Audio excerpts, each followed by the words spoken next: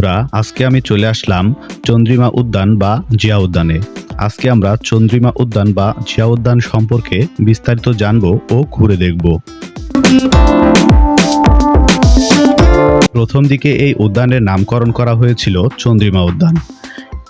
এই নামকরণের প্রেক্ষাপট নিয়ে কিছু মতামত পাওয়া যায়।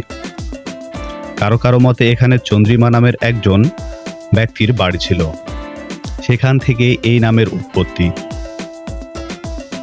আবার কারো কারো মতে দক্ষিণ পাশে অর্ধচন্দ্রাকৃতির ক্রিসেন্ট লেকের সাথে মিল রেখে রাষ্ট্রপতি এরশাদ এর নাম চন্দ্রিমা উদ্যান রেখেছিলেন।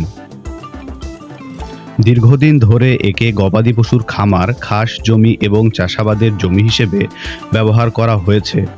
1981 সালে এই স্থানে মরহুম রাষ্ট্রপতি জিয়াউর রহমানকে সমাহিত করা হয় এবং এলাকাটিকে পরিষ্কার করে দর্শনার্থীদের জন্য মনোরম করে তোলা হয়।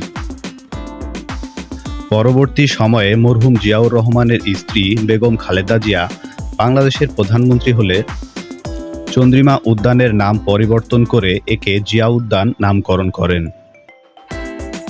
1996 সালে ক্ষমতায় এসে আওয়ামী লীগ সরকার জিয়া উদ্যানের নাম পরিবর্তন করে চন্দ্রিমা উদ্যান করেছিল। পরে বিএনপি ক্ষমতায় এসে সেটার নাম পরিবর্তন করে জিয়া উদ্যান করেন।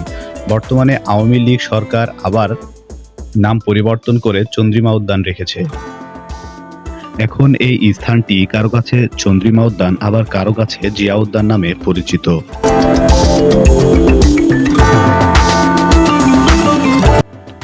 চন্দ্রিমা উদ্যানটি শেরেবাংলা নগরের কেন্দ্রস্থলে অবস্থিত। চন্দ্রিমা উদ্যানের দক্ষিণে জাতীয় সংসদ ভবন, উত্তরে বঙ্গবন্ধু আন্তর্জাতিক সম্মেলন কেন্দ্র ও বাণিজ্য মেলার মাঠ, পশ্চিমে গণভবন এবং পূর্বে তেজগাঁও পুরনো বিমানবন্দর অবস্থিত। এ উদ্যানটি 74 একর জায়গা জুড়ে অবস্থিত। চন্দ্রিমা উদ্যান ও জিয়াউর রহমানের সমাধি কমপ্লেক্স দেশের একটি দৃষ্টিনন্দন স্থাপনা। প্রতিদিন ঢাকা সহ দেশের বিভিন্ন প্রান্ত থেকে মানুষ আসেন এই সমাধি কমপ্লেক্স ও উদ্যানটি দেখার জন্য। চন্দ্রিমা উদ্যানে জিয়াউর রহমানের সমাধি কমপ্লেক্স নির্মাণ শুরু হয় 2002 সালের ডিসেম্বর মাসে। 74 একর জমির সবুজ শ্যামলিমায় এর অবস্থান। গৃহায়ন ও গণপূর্ত মন্ত্রণালয় এই প্রকল্প বাস্তবায়ন করেন। সমাধির পূর্ব ও পশ্চিমে রয়েছে ক্যান্টিন, দক্ষিণে ঝুলন্ত সেতু, উত্তরে মেমোরিয়াল হল ও মসজিদ।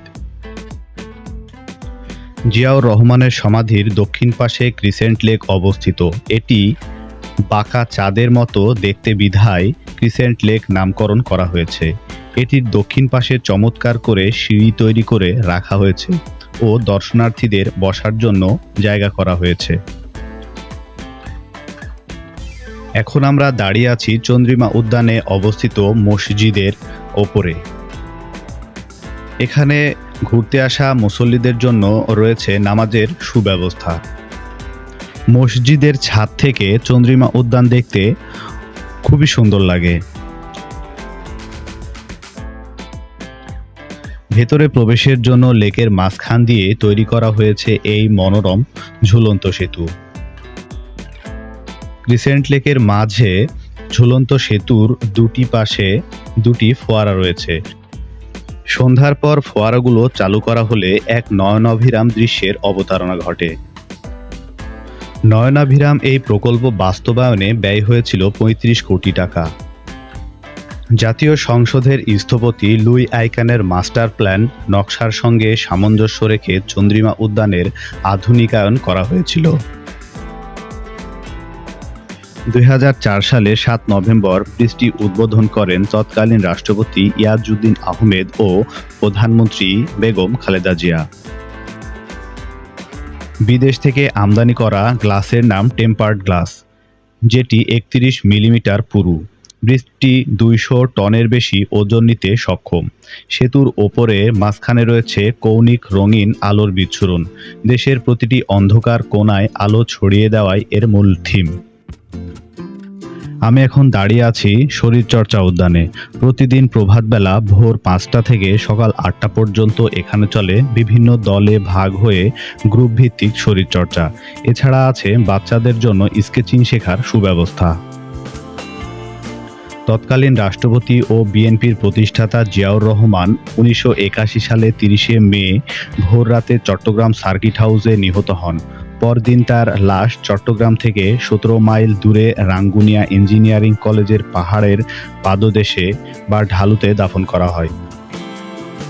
সেখান থেকে ১ জুলাই জিয়াউর রহমানের লাশ ঢাকায় নিয়ে আসা হয় এবং চন্দ্রিমা উদ্যানে দাফন করা হয়।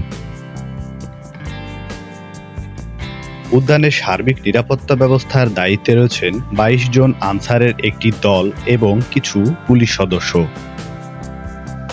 এখানে আসতে হলে বাস অথবা মেট্রো রেলে খুব সহজে চলে আসতে পারবেন চন্দ্রিমা উদ্যানে। ট্রেনে আসলে আপনাকে বিজয় সরণি স্টেশনে নামতে হবে। সেখান থেকে পায়ে হেঁটে অথবা রিকশায় করে খুব সহজে চলে আসতে পারবেন চন্দ্রিমা উদ্যানে। এখানে আসলে আপনি সংসদ ভবনও দেখতে পাবেন একই সাথে। মজার বিষয় হচ্ছে এখানে প্রবেশ করতে লাগে না কোনো টিকিট। ধন্যবাদ বন্ধুরা সম্পূর্ণ ভিডিওটি দেখার জন্য। চ্যানেলটি সাবস্ক্রাইব করে পাশেই থাকুন নতুন আরও সুন্দর সুন্দর ভিডিও পেতে। ধন্যবাদ সবাইকে।